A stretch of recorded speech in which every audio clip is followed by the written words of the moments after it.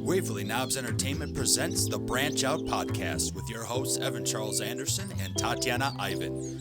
We discuss all the exciting facets of digital media and marketing for businesses and professionals. Our goal is to empower you so you can increase your knowledge, engagement, and brand identity. Let's get ready to branch out.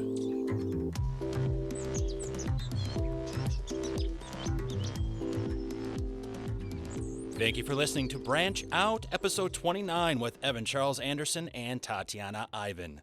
Today we are very fortunate to have in our studio Chris Kavakian of CK Realty Group. Now, CK Realty Group, they do residential and commercial real estate. They also do business acquisitions and sales and property management. And they cover a ton of areas, for instance, Watertown, Belmont, Newton, Waltham, and just all the surrounding areas. Plus, they're even licensed in Rhode Island. So if you need a place in Boston, Rhode Island, anywhere out in the outskirts, he's the man to call. So without further ado, thanks for joining us today, Chris. Thank you very much. I'm very happy to be here.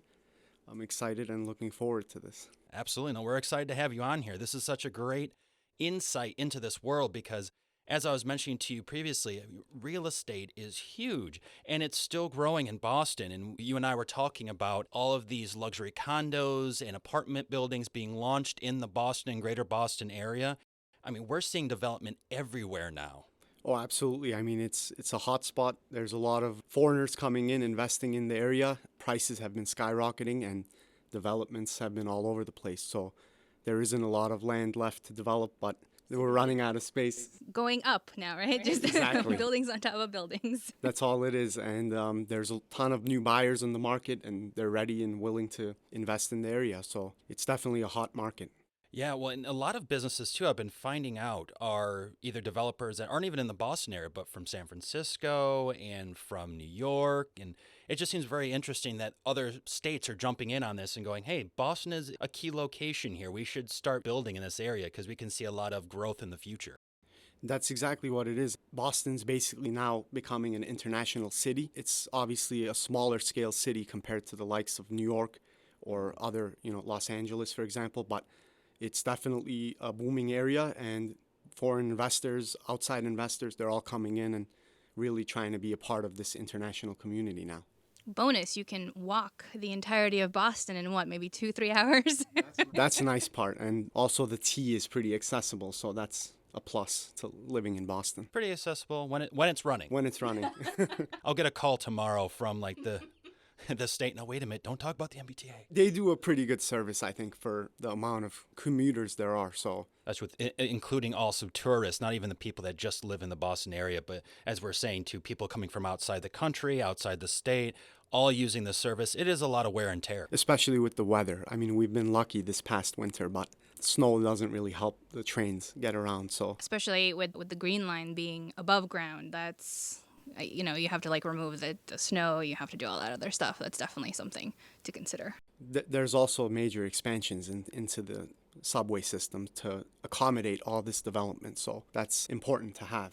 Yeah, they're actually doing just one here in Brighton. Boston Landing is supposed to be another stop on the commuter rail, I believe. So they're building that right by the New Balance athletes field and arena, megapolis, whatever they're doing over there. But that's an interesting spot for it because I think that if New Balance hadn't invested all that money or whoever is behind it, the actual cash flow, they probably wouldn't even have thought to make Brighton like a stop on the commuter rail like that.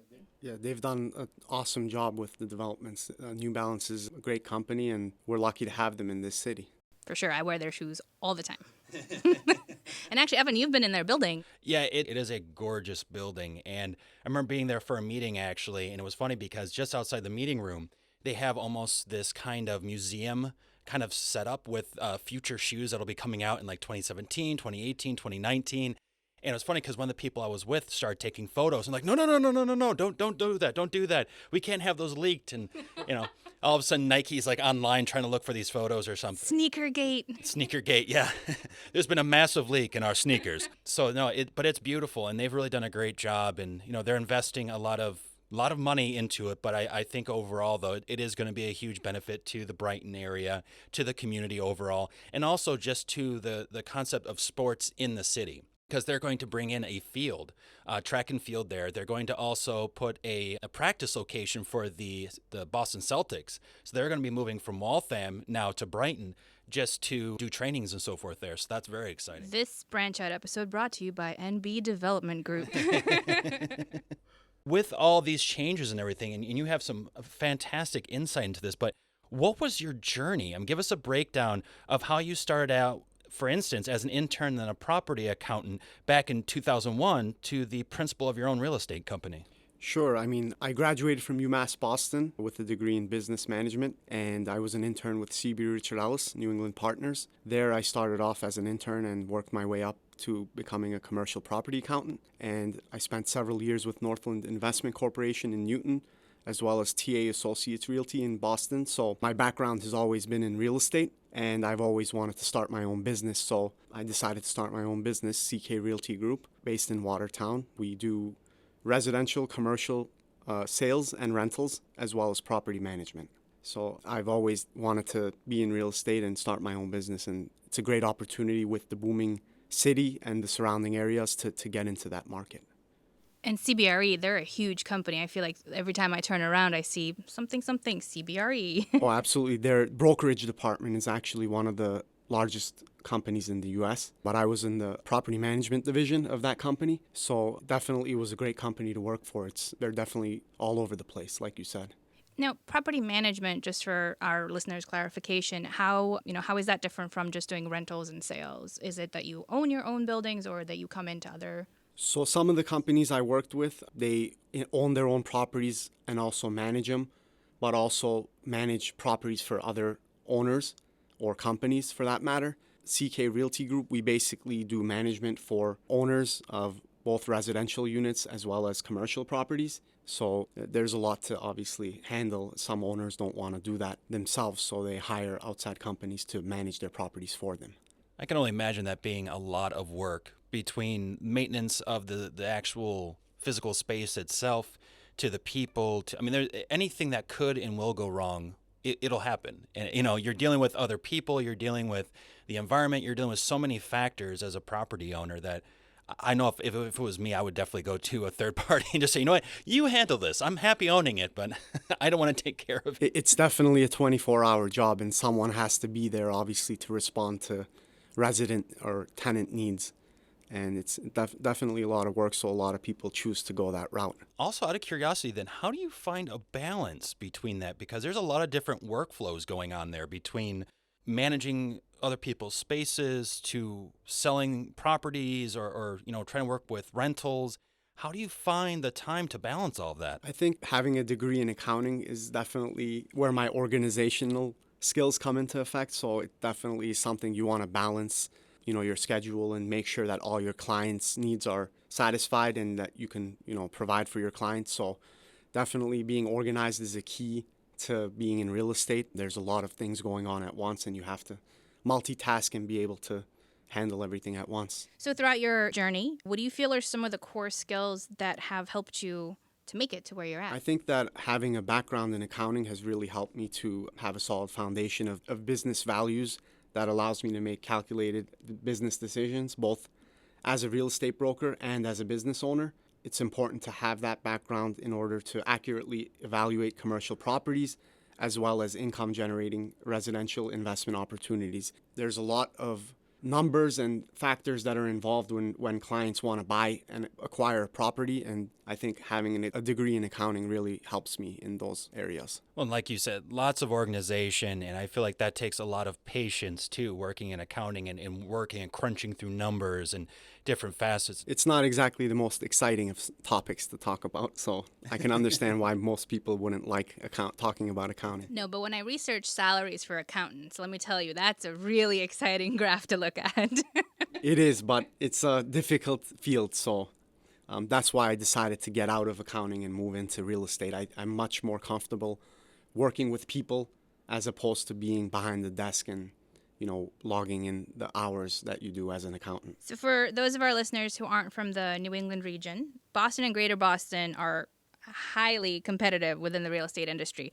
Just within the small section of Alston Village where our office is located, there's over 20 different real estate companies, at least. So with that said, I would imagine that marketing is a vital facet in standing out. So what marketing concepts for you seem to be the most important? Well, real estate is definitely very competitive. There's tons of companies in the market, and especially a lot of established national brands, which makes it difficult for small businesses to infiltrate the market. So I found that basically a trial and error approach is the best way to go about doing it, see what works.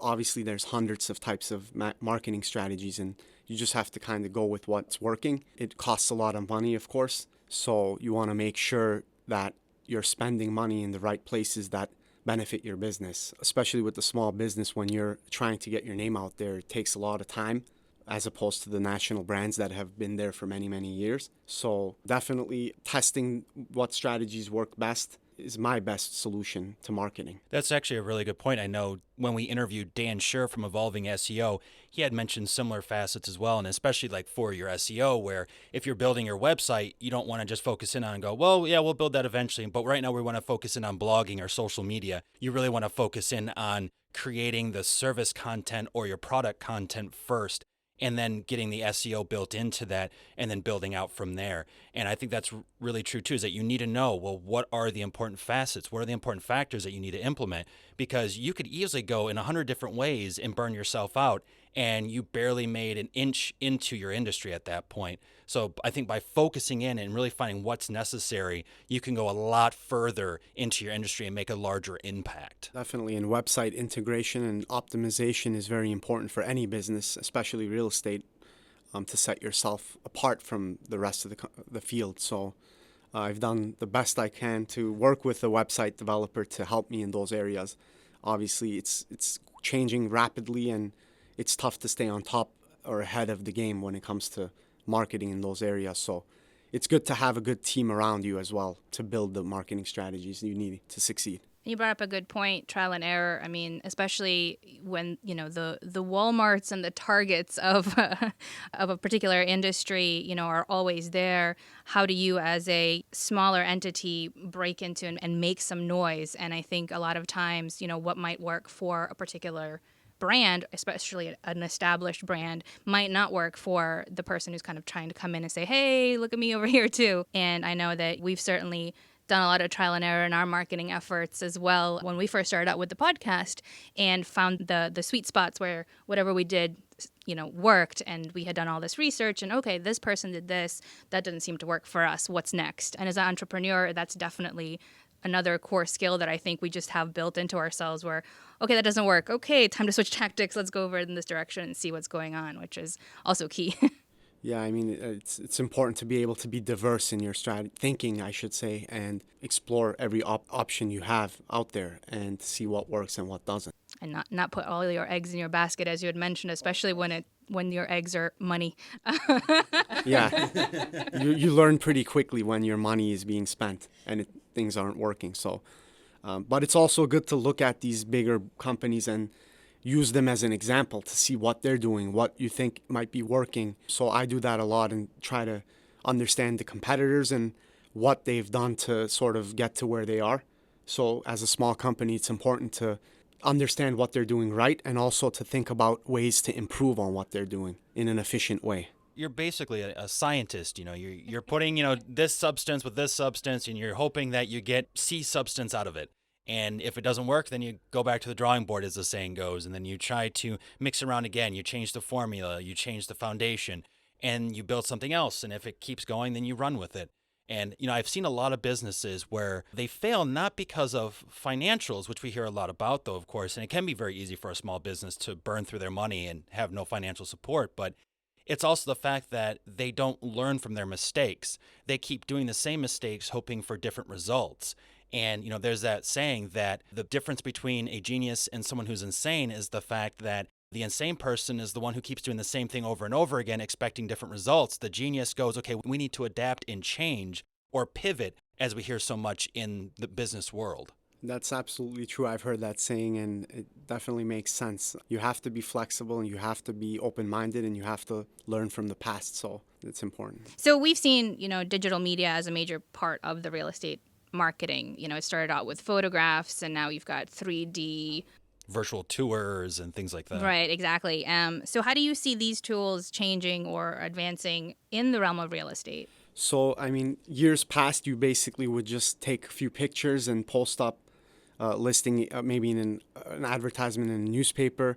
But things have evolved so much. There's so many different websites. There's so many different tools, virtual tours, places to post pictures of listings. Virtual floor plans are very important. Room planner software and tons of other tools to kind of set you apart, your listing apart from others, and make it easier for people to be able to see a home or a listing without actually being there. Big aspect of it is drone photography. I think that's one of the most important areas in the future. It's kind of now just taking a hold of the industry, and I'm seeing more and more companies using drone technology. I think it's only a matter of time before they're all over the place, hopefully with some guidelines and regulations in place. So that's just to show just the property or also the surrounding area? I think a lot of people now, utilize Google Maps and Street View, and you can even use that on your phone nowadays. So it's beneficial for both the consumer and the broker because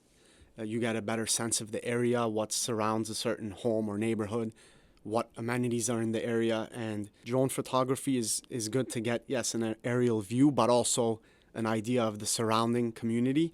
So it's just tools are definitely helpful, very helpful for buyers looking in certain areas. In your dealings with past clients, has there been one particular thing that they mentioned, hey, that's what grabbed my attention on your listing that you can think of? One important thing is photography. I mean, first of all, most buyers or renters, they won't even bother looking at any listings if there's no pictures. So professional photography is important, but not only that, I mean, just good quality pictures in general if you don't want to go the professional route, as long as you kind of follow the basics of taking a proper picture and making sure the pictures come out good before you post the listing. So it's very important. It's basically like a first impression. Before anyone even reads the details of any listings, they take a look at the pictures. So that's in pretty much any industry, not just real estate. I mean, when people go shopping online, when they're looking for products, the first thing they're going to look at is the picture. So it's very important in this business and any business. To kind of go back, you mentioned utilizing a lot of different websites to post up the photos and the information on the rentals or the properties that you're selling. And I'm wondering, have these websites that keep coming out, whether it's Zillow or several of the other different websites, have they made your job easier, you think, or have they made your job a lot harder? There's definitely a saturation of a lot of different types of real estate websites. So there are various consumers using Zillow or others using Facebook. So there's definitely a lot more out there that you have to kind of track and see how many users are attracted to these websites and where you can kind of focus on. I try to maximize as many of these websites as possible to expose the property to a vast number of people, but you also can't physically take the time out to post to every single website. There's just too many of them. So you kind of goes back to the trial and error thing, see what's been working for you. You may try working with a certain website, and if it's not getting the kind of clients you're looking for or the volume you're looking for, you kind of move on to the next one. There's a lot of free websites. There's a lot of real estate websites they charge fees for. So it's kind of figuring out what works best for you. And now for me, I know if I'm ever looking at properties, one of the first ones I go to is actually Craigslist, which I know is very, very popular for looking at anything, especially real estate. And they of course, talking about photos, have that filter in their search engine where they can tell the system, don't pull up anything that has absolutely no pictures attached to it. So are you a person who is an advocate of Craigslist? Do you see a good return, for you as a realtor, or do you just ignore it completely and go to something a little bit more established that's for real estate properties like a Zillow? Well, Craigslist definitely has a lot of users and a big customer base. So to me, I definitely post listings on Craigslist. It's definitely one of the most used websites, like you said, to find real estate. So for me, it is an area that works. And as you said about the pictures, that's one of the key things. You have to have pictures. And a lot of people like yourself will just skip over all of the listings without pictures. So you want to maximize your exposure, and Craigslist it's been around for a while and it has a lot of users, so it's definitely one that I use to my advantage. And it's a great point too with the quality of those photos too. I mean, I'd rather look at something that has one really great photo than 7 kind of crappy ones. There's so many things. Like recently, I've been looking for a chair, and there's so many chairs that are posted up, and they look kind of tan, but the description says it's sage green. I'm like, yeah, maybe not. You can be almost deceived, not intentionally deceived, but you can be accidentally deceived too because of the lighting, because of how we, for instance, view colors. I mean, there's so many different aspects you have to keep in mind when taking a good photo. And I think for a space especially, you could have a gorgeous space, and if there isn't proper lighting and it looks dark and dreary, it doesn't matter what it actually looks like in person because they're not going to take the time. People's time is such a commodity now, and they have to make sure that you're a good investment or that this place is a good investment. And I feel like, and please feel free to let me know your thoughts on this, is, that photo is really like that handshake right in the beginning when you first meet someone. And if it's not a proper handshake, they're good. They don't want to be involved in this conversation. Well, absolutely. I mean, it's definitely a first impression. The photograph is basically, like you said, a handshake. Gets the clients in the door, so to speak. And you want to make sure you stage the property the right way. Make sure there's adequate lighting and the furniture is not all out of order. Cleaning has been done as well. You see a lot of different types of listings out there with the apartment being a mess or, lighting being an issue. So it's very important from a client's point of view to have good pictures and to accurately represent the property. It's true, especially in any urban area, whether it be Boston or New York or Chicago or anything. You come across so many lemons when it comes to apartments, so many areas where you wish you never went to it or anything like that because things are falling apart. There were no photos or it didn't show that in the photos. So I think there's also like that trust issue too, where people see one thing, but what they really get is something else. And have you come across issues like that where, you have that concern that you kind of have to work over when it comes to these people looking for properties? Absolutely. I mean, I get it all the time in this business. Photos don't do justice to the property itself, no matter how good they are or if they're professional or the staging is done right. People still want to see properties in person, so they still have to physically come and take a look at it. A lot of times, the photos look a lot better than they actually are. So I get that all the time from clients, So definitely it's a tool that they can use to their advantage to sort of get a general idea of the area and the home itself. But you still have to, it doesn't change the fact that you still have to go to the property and see it firsthand.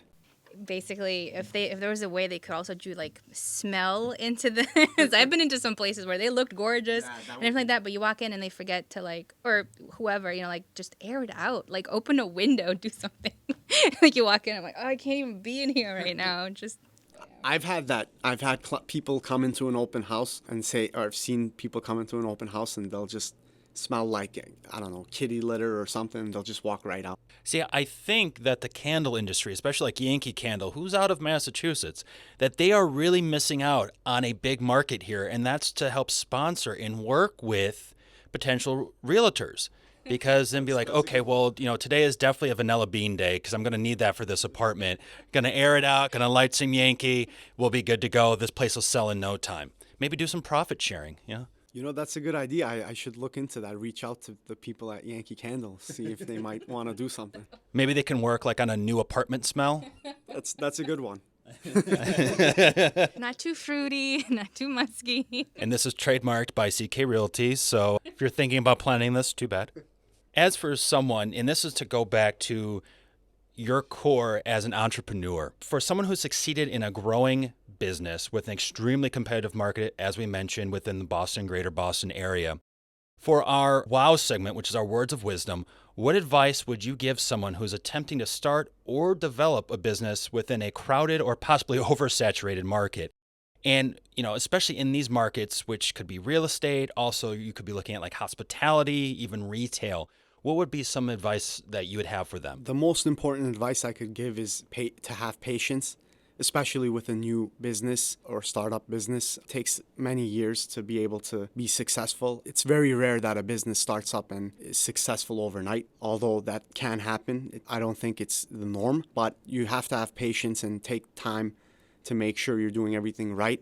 And eventually, if you're happy with what you're doing and you're able to work through the ups and downs, I think you can become successful. That's a great point to make. I think also patience rather is a virtue that not many people have. So that's patience, perseverance. That's good stuff. When you were talking about too, well, I think all of us were talking about was the fact that you could either burn through your finances or you could burn through your energy and burn out. But the other thing is that just a lot of entrepreneurs just give up.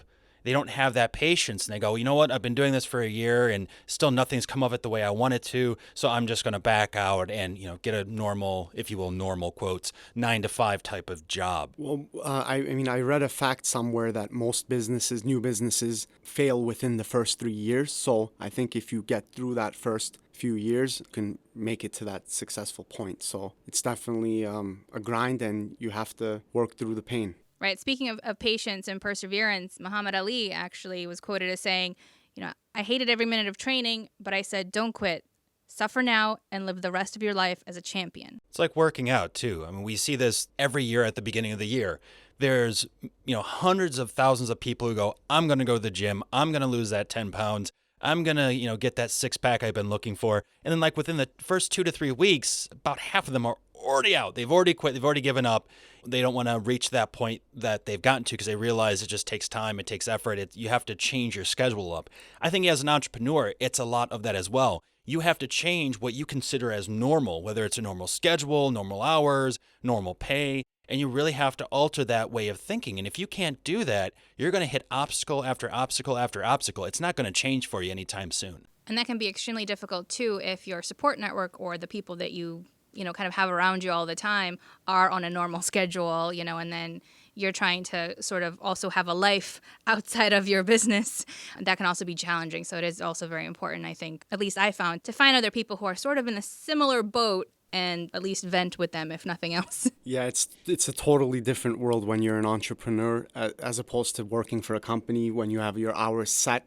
And although that's becoming more and more 24-hour task as well these days, but as far as being an entrepreneur, you're always glued to your phone, so to speak, having to work late hours or unusual schedules. So it's important to be able to understand that and cope with it. And interesting fact. So entrepreneurialism has been skyrocketing the past few years, and so has the stock at Starbucks.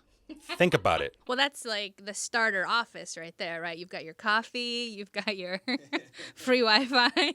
No printer yet, but maybe soon, I'm sure. I think that's where a lot of businesses start, as you said. Oh, where did you first begin? Oh, at the Starbucks around the corner. Yeah, we're moving on up slowly but surely. This section of Branch Out Podcast brought to you by Starbucks. Thank you, Howard Schultz. Well, on that note, because also Starbucks does sound kind of good right now, this has been the end of episode 29 with Chris Kavakian of CK Realty Group. Now, you can find him online at ckrealtygroup.com, also on the Facebooks at facebook.com/CK Realty Group, and on Twitter at twitter.com/CK Realty Group. Now, Chris, are there any last words that you'd like to say before we end today's episode? I just want to say thank you very much for having me. It was a pleasure. Awesome. Well, thank you very much, Chris. We appreciate you being on here, and so do the listeners, because this has been some great insights into the real estate world and kind of where we're seeing things go in the marketing world when it comes to real estate. Until next time, make sure that if you've liked the show, to share it with your friends, colleagues, but also make sure to hit that subscribe button and stay in touch with us. Let us know what things you want to hear. Are there topics that we're not covering yet? Because we want to make sure we do. So contact us, let us know your thoughts. Until then, this is Evan Charles Anderson. Tatiana Ivan. We'll see you next Sunday.